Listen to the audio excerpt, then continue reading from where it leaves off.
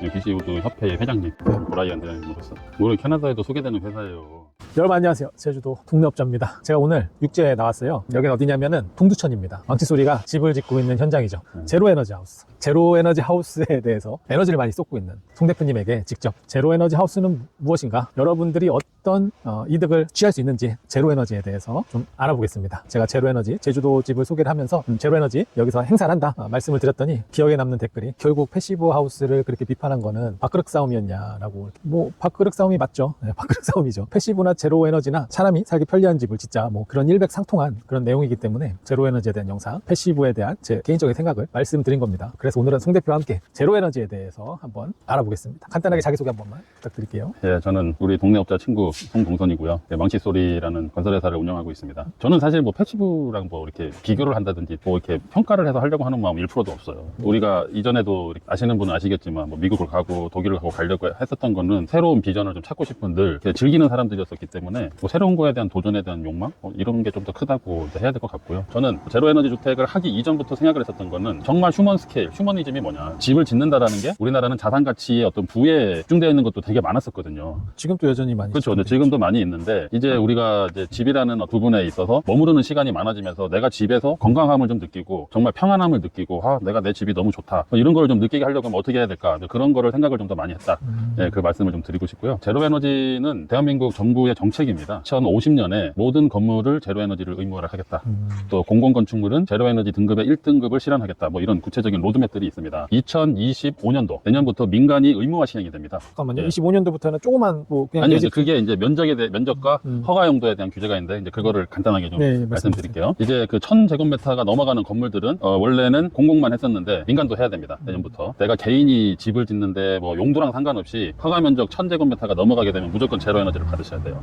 네, 받으셔야 되는데, 300평 정도 되는 건물이 1000제곱미터면? 네, 330 뭐 네, 되겠죠. 300평. 그리고 꽤 큰 건물인데. 네, 이제 그리고 상업용 건물이 해당되겠네요. 그렇죠. 뭐 주로 이제 상업용 이제 상가주택이라든지 뭐 그런 게 있고, 개별 등기를 치는 기준이 되겠죠. 예, 그게 30호부터는 민간이 이제 분양을 한다 하더라도 다 이제 제로에너지를 제로에너지. 지켜야 됩니다. 제로에너지가 뭐냐, 이제 근데 이거는 이제 개인이 하는 게 아니고 에너지관리공단에서 이제 그 기준들이 좀 있어요. 그래서 그 밑에 이제 수행 기관을 통해 가지고 업무 대행을 하는 이런 시스템인데, 오늘은 일단 대한민국은 2050년까지 제로에너지를 이제 의무화를 하겠다. 2050년도에. 제로에너지의 정의, 네. 정의에 대해서 좀 말씀해 정의는, 주세요. 제로에너지의 정의는 탄소중립입니다. 모든 게 그 한계점, 임계점이라는 게 있잖아요. 네. 지구가 1800년대에 산업화를 하면서 이산화탄소 배출량이 급격하게 늘어나다 보니까 올 여름도 참 특이하게 태풍도 별로 없고, 올 여름 또 더웠어요. 비가 올 때는 엄청나게 오고 열대현상도 길고, 이런 이제 부분들이 있는데, 지구가 더 이상 못 버티는 시점이래요. 탄소 배출량이 적은 소재를 써서 이산화탄소 배출을 줄이고 우리나라가 탄소 중립을 하기 위한 건축의 기준을 잡아가는 테일, 뭐 이렇게 좀 표현을 하고 싶어요. 몇 년 전부터 네, 힘을 많이 저는, 썼죠. 네. 이쪽으로 계속 하더라고요. 인증도 지금 네, 받았습니다. 받았던, 네. 제 영상에서도 한번 보여드렸던 집이 있습니다. 양평에 그 제로에너지 인증받았던 집. 그 인증받는 절차, 이런 경험을 이 친구가 뭐 좀 빨리 습득하려고 발빠르게 먼저 이제 움직였었죠. 그래서 우리가 뭐 사실 뭐 이제 뭐 패시브 주택 뭐 이런 것들을 본의 아니게 얘기하는 경우가 종종 있지만, 사실 그거를 뭐 논쟁거리로 하고 싶은 생각은 없어요. 그렇지만 이야기는 할 수 있겠죠. 뭐 개인의 자유니까 그런 부분들을. 근데 저희가 뭐 그거를 거기가 잘했니 우리가 잘했니, 저는 계속 말씀드리지만 그런 거를 말씀을 드리는 게 아니라, 궁극적인 거는 건축주가 만족을 할 수 있어야 되고, 우리는 전문가이기 때문에 개인이 접하지 못하는 전문가한테 의존할 수 없는 부분을 프로페셔널하게 풀어드리겠다. 이제 뭐 그런 이제 뜻인 거고, 아까 얘기한 대로 우리는 탄소 중립을 하는 건축을 해야 된다는 거죠. 왜? 지구를 살려야 되니까. 지구 온난화를 막아야 되니까. 제가 또 우리나라에서 그 탄소 중립 마을 충청남도 리부투게더에 2번 도전을 한 경험이 있지 않습니까? 그렇죠. 네, 거기에서 열심히 브리핑을 했습니다. 제가 이렇게 해서 탄소 중립을 할 수 있는 소재를 써서 공법을 해서 하겠습니다 했는데, 당선을 안 시켜주시더라고요. 네. 그럼 제로에너지는 일단 네. 탄소 중립에도 포커스가 맞춰진 그런 그렇죠, 주택이라고 네. 이해를 하면 좋을 것 같고, 그 다음에 가장 중요한 게 사실 공사비예요. 네, 모든 공사비요? 전원주택을 짓는 데 있어서 제로에너지건 그냥 노멀한 주택이건 첫 번째로 우선시되는 게 공사비죠. 제로에너지 주택의 공사비를 뭐 도면 없이 이렇게 말씀드리기는 그렇겠지만, 송 대표님이 시공했던 경험을 통해 가지고 네. 어느 정도면은 제로에너지를 충분히 구현할 수 있고, 예. 아니면 조금 예산을 좀 줄여서 알았어요. 말씀드릴게요. 좀- 말 그대로 제로에너지 인증만 받아야겠다. 그럴 것 같으면 일반 주택에서 평당 뭐 한 4, 50만 원 정도만 더 추가하시면 돼요. 네, 그리고 제로에너지에 들어가는 컨설팅이나 신재생에너지, 태양광이라든지 지열이라든지 이런 거 별도로 다 가는 거고요. 순수 공사비 기준으로만 말씀을 드리자면 별로 그렇게 큰 증액은 없습니다. 그렇지만 저희가 건축을 하는 데 있어서 아까 말씀드린 대로 그 제로에너지 인증만을 위해서 할 것 같으면 따뜻한 집 만들고 기밀 공사비를 좋게 할 수 있는 거는 유기화학 재료를 많이 써서 얼마든지 구현을 할 수가 있습니다. 그렇지 않고 건강한 집을 플러스를 시키겠다라고 하면 공사비가 좀 올라갈 수밖에 없어요. 네, 그런 게 우리의 차이점이죠. 네, 그럼 정리를 해서 네. 그 일반 주택을 짓는 공사비에서 평당 네. 50만 원? 네, 그 정도 뭐 그 정도면 100만 원이 채 안 들어가요. 네. 50에서 100만 원 사이 정도. 왜냐면 이제 창호라든지 이런 것도 프로파일을 더 두껍게 할 수도 있고 뭐 좀 이런 것들이 등급에 영향을 주기 때문에 약간 업그레이드를 해줘야 돼요. 약간 꼼꼼하게 시공해야 되는 것도 있어서 기능까지 같이 내야 된다라고 하면은 굉장히 지금 저희가 하는 이런 집이 되겠죠. 좀 더 단가가 올라가는 네, 그런 집이 되겠습니다. 그러니까 정리를 해보면 제가 잠깐 이해가 안 되는데 예. 제로에너지 주택에서 못해서. 인증만 받는다고 하면은 예. 뭔 의미가 있나요? 있죠. 인센티브를 받을 수가 있고 이게 아. 건축물 대장에 제로에너지 주택이라고 등록이 돼요. 예, 근데 정부에서 인증만 인정을- 받는다고 하면은 제로에너지에 해당되지 않은 그러니까 탄소 네. 중립이 아닌 그런 자재를 그렇죠. 쓴다는 써도 돼요. 그런데 제로에너지 인증이 된다면 네, 됩니다. 이게 또 야매 일종이 아닌가? 그렇죠. 그게 우리나라 야매. 현실입니다. 뭐 제가 해보니까 그래요. 아, 그렇습니까? 그래서 아까 얘기했잖아요. 그 패시브랑 내가- 별 차이가 없네. 뭐 패시브나 뭐. 그거는 모르겠고 아니 우리가 탄소 중립을 하기 위해서 제로에너지 건축을 한다라고 정부에서 만들었는데 예. 아니 그러면은 좀 이렇게 본드 같은 것도 좀 적게 쓰고 이거를 이렇게 했습니다라고 얘기하면 이게 좀 뭔가 인정을 해주고 그래야 되잖아요. 그런 인증을 안 해줘요. 네, 솔직하게 얘기할 수 있어요. 제가 그러면은 해보니까. 이렇게 정리하면 될까요? 우리나라가 아직 좀 뭐 체계화가 안 됐던지 뭔가 약간 좀 안 됐죠. 그런 분위기가 있어서 해마다 법이 바뀌고 있어요. 인증만 또 받을 수 있답니다. 그렇죠. 그러니까 건축 자재를 뭘 꼭 써라 이건 없어요. 그런 서류상 인증만 받을 수 있다고 합니다. 어떻게 보면 이게 좀 말이 앞뒤가 안 맞는 지금 상황이 생긴 거예요. 뭐 그냥 일반적으로 졌는데 나는 인증서만 필요하다. 그러면 인증을 해준답니다. 우리나라 정부 기관인데도. 근데 정말 이 시공 경로 그러니까 탄소를 줄이기 위한 그런 자재를 사용한다든지 아니면 고단열의 단열재를 사용한다든지 고기밀의 창호를 사용했을 때는 시공비가 지금 여기 같은 경우는 한 1,000만 원 정도. 1,000만 원 정도. 네. 지금 저희한테 뭐 문의 들어오시는 곳에 뭐 1,300, 1,500 얘기하시는 분들도 계세요. 자재와 디자인에 대한 연관성이 같이 가는 거거든요. 제로에너지는 뭐 이렇게 시공 경로랑 성능 경로 같이 하게 되면 평당 1,000만 원 정도 생각하면 된답니다. 이거는 그냥 어바웃이잖아요. 그냥 네. 뭐 이거 명확하게 된 게 아니고 그 정도면 되지 않을까 생각이 네. 되네요. 솔직히 말씀드려서 패시브랑 뭐 큰 차이가 단가 글쎄요 뭐 예, 저도 정확하게는 모르겠지만 뭐 듣기로 뭐 한 900도 얘기하고 뭐 이제 그러시더라고요. 패시브? 네. 제가 패시브에 대해서 좀 비판적인 목소리를 냈던 거는 명확하죠. 딱 몇 가지 포인트가 있는데 첫 번째 공사비가 너무 비싸다. 제가 알기로는 쪽으로 패시브 했을 때 뭐 1,300, 1,500? 그렇게 안 받는 걸로 알고 있는데. 1,000만 원? 1,000에서 1,300? 그러니까 그거를 모든 거를 예를 들어서 풀옵션으로 넣으면은 이제 아니 표준으로- 일반적으로 했을 때 뭐, 네, 일반적으로. 일반적으로 패시브 제가 알기로는 1,200, 300 목조로 했을 때 그 정도 공사비를 받는 걸로 알고 있어요. 뭐 콘크리트로 하면은 제가 아는 1,500 이상. 형님도 패시브 협회 이사님이니까 한번 물어보죠. 네. 1,200, 1,300을 들여서 나무로 패시브를 짓는다는 거는 직설적으로 말씀드리면은 진짜니까 저는 그렇게 생각이 됩니다. 그러니까 굳이 시비가 걸릴 일은 잠깐 오셨어요. 누가 왔는데? 저기 BCO도 회장님. BCO도 회장님, 야, 겁나 후지부지하게 생겼는데, BCO도? 캐나다, 한국말 모르잖아. 야, 일단 커트. 네. 영상 찍다가, 저 캐나다에서 누가 와가지고, 잠깐 뭐 통역 좀 해주고, 공사장 자랑하고 싶은 것도 제가 옆에서 해주고 하냐고. 캐나다에서 뭐 붙고 있다고 하던 그지? 서로 이 교류를 하면서 사는 건 좋은 거죠. 온 김에 캐나다 집 짓는 상황도 좀 물어보고, 우리 짓는 것도 좀 얘기해주고, 그렇게 하고 다시 왔습니다. 온 사람 말씀 잠깐 드릴게요. 캐나다 저기 브리티시 콜롬비아주 BC주 BCO도 협회의 회장님 네. 브라이언 회장님으로 썼습니다. 네. 캐나다가 여러 주가 있잖아요. 브리티시 컬럼비아가 밴쿠버에 있는 목재 산업으로는 뭐 캐나다에서 가장 으뜸인 주죠. 거기 회장님이 오셔가지고 또 망치 소리 현장을 한번 쭉 보고 가시고. 오늘 캐나다에도 소개되는 회사예요. 그래서 아까 우리 어디까지 얘기했냐면 이렇게 한국 정부가 아직은 체계화가 안 돼 있다. 지금 뭐 그렇게 인증만 받는 거라고 하면은 뭐 진짜 눈 가리고 아웅이라고 볼 수 있는 거죠. 뭔가 이렇게 좀 탄소 중립을 할 수 있는 공법과 자재들을 써서 우리가 자신 있게 표현을 해가지고 한번 그 사업계획서 제안서를 이제 좀 거금을 들여서 이렇게 했었죠. 컨소시엄을 구성해서. 물론 우리가 다 잘했다라는 건 아니에요. 그런 부분을 인정을 잘 안 해주더라는 거죠. 이거를 이제 시공 경로와 성능 경로를 따라서 올바르게 제로 에너지 하우스를 지려면은 송 대표 얘기로는 약 평당 1,000만 원 정도의 그런 예산을 수립해야 되지 않을까. 그러니까 건축비 외적으로 좀 부담스럽게 느끼실 수 있는 게 원격 검침기라는 게 있어요. 일반 가정집 기준으로 제가 금액을 말씀드리자면 한 700만 원 정도가 들어가요. 근데 이거는 정부에서 10원도 지원을 안 해줘요. 그러니까 온리 건축주 부담이나 시공사랑 협의해서 좀 십시일반 부담해서 가야 되는 상황이라 우리도 지금 저희가 공사비에서 그거를 갖다가 다 저는 지출을 좀 하면서 지금 가고 있는 상황이에요. 그래서 솔직히 말씀드리면 제 개인적인 생각은 이 제로 에너지가 좀 싸야 된다고 생각을 하는데 1,000만 원 되면 뭐 패시브랑 별 차이 없으면 굳이 뭐 경쟁력은 많이 떨어지는 뭐 하고 싶은 말 다 해요. 아니, 생각은 그렇잖아. 자유고 네. 우리가 일반적인 주택 스탠다드 기준으로 했을 때 보통 한 700 플러스 마이너스라고 보면 되나요? 그냥 되게 스탠다드라고 했을 때요. 그렇죠. 이제 자재 자체가 기본적으로 약간은 좀 올라간 자재들을 쓰다 보니까 저희 입장에서는 최소 700 이상 800 정도가 그냥 스탠다드라고 보고 가고 있는 거고 거기에서 플러스가 평당 이제 최소 50에서 100만 원 정도는 돼야 되는 거고요. 그리고 나서 원격 검침기 비용, 태양광 설치 패널 비용, 그 수행 기간의 인증 컨설팅 비용 이런 것들이 다 들어가야 돼요. 그렇게 포함을 했을 때에는 최소 1,000만 원이 된다는 거죠. 내가 생각했던 거랑 좀 많이 틀린데? 내가 그래요? 나는 그냥 저는 솔직히 이렇게 생각했습니다. 패시브 하우스에 비해서 제로 에너지가 가질 수 있는 장점은 무엇일까 고민을 해봤을 때 일단 시공비가 저렴한 거, 우리나라에서 인증기관에서 하는 거기 때문에 신뢰성이 어느 정도 보장되어 있다. 그리고 세 번째가 패시브랑 같은 맥락의 하우스이기 때문에 뭐 성능의 차이는 크게 없을 것이다. 그렇게 이제 세 가지의 장점이, 틀린 말 아닌데요? 패시브 하우스를 짓는 비용보다 금액이 훨씬 뭐 저렴하기 때문에 패시브 하우스보다도 제로 에너지를 선택하는 게 더 합리적일 거다. 그런 의미에서 말씀을 많이 드렸거든요. 1,000만 원이 안 넘게 할 수도 있는데, 말씀드린 거는 아까 그랬잖아요. 우리가 인증을 목표로, 예를 들어서 제로 에너지도 5등급이 있는데 5, 4, 3, 2, 1 이렇게 해서 자립도에 따라서 틀려져요. 뭐 제가 봤을 때 제로 에너지도 지금 뭔가 명확하게 뭐 기준이 지금 수립되거나 기준이 정해진 게 없는 것 같아요. 아니, 많이 있어요. 이렇게 자료들은 되게 많은데 그게 정책적인 거에 집중이 되어 있지 디테일적인 거에 집중이 되어 있는 게 아니다라고 제가 말씀을 드리는 거고요. 얼마든지 보도 자료라든지 배포한 자료들 국토부랑 에너지공사한 거 되게 많습니다. 근데 거기서 나오는 거는 뭐냐? 야, 우리가 2050년도까지 탄소 중립을 하겠다. 에너지 효율 등급이 좋은 자재를 써라.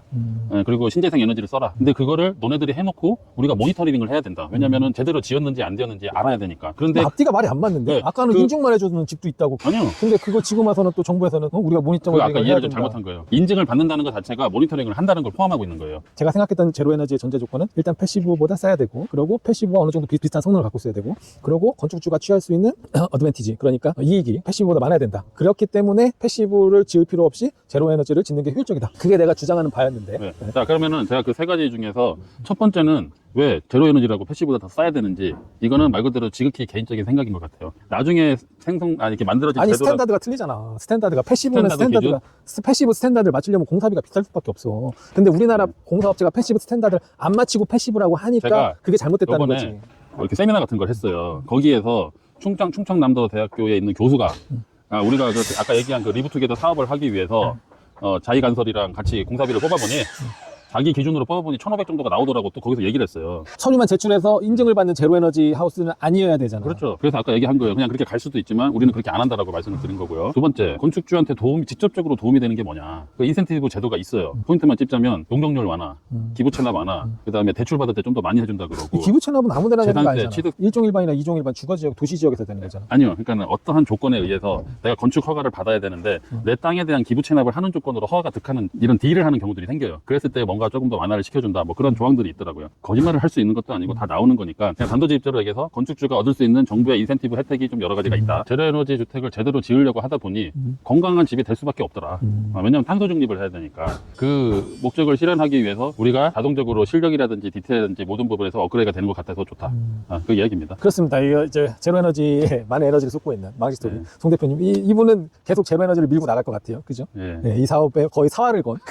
그거와 번외로 지금 캐나다에서 이름이 뭐라고? 브라이언 브라이언이 왔을 때, 회장님. 브라이언 회장님이 왔을 때, 뭐, 캐나다 상황이나 이런 걸 제가 좀 물어봤어요. 우리 캐나다의 주택에 대해서 말씀을 드렸는데, 캐나다도 거의 극소수만 패시브 하우스를 짓고 있습니다. 그리고 대부분의 집들은 패시브 하우스보다 등급이 낮은, 캐나다 정부 정책은 뭐 똑같아요. 우리나라 정부가 제로 에너지를 추구하듯이 넷제로 아니면 패시브를 추구를 하고 있습니다. 근데 건축비나 이런 게 비싸기 때문에 기간의 텀이 굉장히 길게 있는 거죠. 그리고 캐나다는 지금 주택을 5가지 등급으로 나눴대요. 스텝 1, 2, 3, 4, 5까지 있는데, 스텝 5가 제로 패시브 하우스. 그죠? 근데 대부분의 집들은 지금 스텝 3, 스텝 2, 스텝 4도 별로 없다고 들었어요. 스텝 3가 지금 가장 많다고 합니다. 스텝 3의 기준에 대해서 그건 안 물어봤지. 스텝 3 기준은 안 물어봤는데 우리가 연수받은 슈퍼이, 아까 제가 브라이언 씨한테도 하트 사우전에 대해서 얘기했는데 확실히 알고 있더라고요. 슈퍼이가 스텝 4 정도 되지 않을까 사료가 됩니다. 왜 그러냐면 그때 교육 받을 때 확실히 걔네들이 그거에 대해서 정의를 했기 때문에 패시브보다는 등급이 낮지만 어느 정도 충분히 패시브만큼의 효과를 집주인이 느낄 수 있다라고 이제 얘기를 했던 그런 집이 슈퍼이, 캐나다에서는 하트 사우전이죠. 그러고 한국의 패시브 하우스는 금액 대비 패시브의 글로벌 스탠다드를 따라가지 못하고 있어요. 그건 제가 확실하게 말씀드릴 수 있습니다. 제가 패시브 하우스 짓는 거 많은 영상을 찾아보고 뭐 국내 자료를 찾아봤을 때도 해외에서 패시브 하우스 짓는 그런 자재 사양이나 시공법을 따라가지 못하고 있는데 공사비는 비싼 그런 상황이기 때문에 제가 여러분들한테 패시브 하우스가 그렇게 효율적이지 않다라고 말씀을 드린 겁니다. 오늘 여러분들께 제로에너지에 대해서 명확하게 제가 설명을 드리고 싶었는데 약간의 혼동스러운 그런 면이 있어서 나중에 한 번 더 정리를 해드리는 걸로 하고요. 송 대표한테 제 실내 좀 잠깐 보면서 간단하게 어떤 자재를 사용하고 자재 좀 특별한 점이 뭔지 설명을 같이 들어보는 시간을 갖겠습니다. 네, 여기가 제로에너지 하우스입니다. 네. 안녕하세요. 뭐 안녕하세요. 아까 찍었는데. 계속 안녕하세요. 네. 대표님 빨리 이제 특이한 점 좀 한번 얘기 좀 해주세요. 네, 지금 외부에 저희가 스카이텍을 하는 이유가 좀 있어요. 네, 그거 간단하게. 제가 싫어하는 스카이텍. 네, 뭐 이렇게 호불호가 갈려요. 왜? 단가도 비싸고. 아니야, 나 스카이텍 그것 때문에 단가 싸. 이거 내가 쓰는 것보다. 나는 저기 HD 히어로 1000 쓰는데 그거 엄청 비싸. 스카이텍보다. 그렇습니다. 한번 써봐요. 나중에 HD 히어로. 좋아요. HD 히어로 어디 건데요? 프로콜리마. 그거 브랜드 등급이 있어요? 단연 등급? 네? 단연 등급. 아, 그거는 단연 등급은 없어요. 그러니까 그런 걸 여러 가지 복합적으로 가야 되는데 일단은 말씀을 드릴게요. 네, 네. 뭐 우리가 일반적으로 쓰는 이제 투석 방식, 아, 예. 외벽 기준으로 했을 때 우리는 타이백밖에 없는 줄 알았어요 처음에는. 네. 나는 많이 있는 줄 알았는데. 네. 처음엔 타이백밖에 없는 줄 알았는데 나중에 다양하게 아, 그죠. 여러 회사들이 네. 이제 들어오더라고요. 근데 이제 스카이텍을 하는 이유 중에 하나는 얘가 열 반사가 된다는 부분. 아, 그렇군요. 네, 그게 좀 차이점이 있었고요. 네. 그 열 반사를 하려고 하면은 이 안에 중공층에서 복사열이 발생을 해요. 네. 복사열이 발생하면서 외기의 온도를 차단시켜주는 효과가 다른 제품에 비해서 조금 더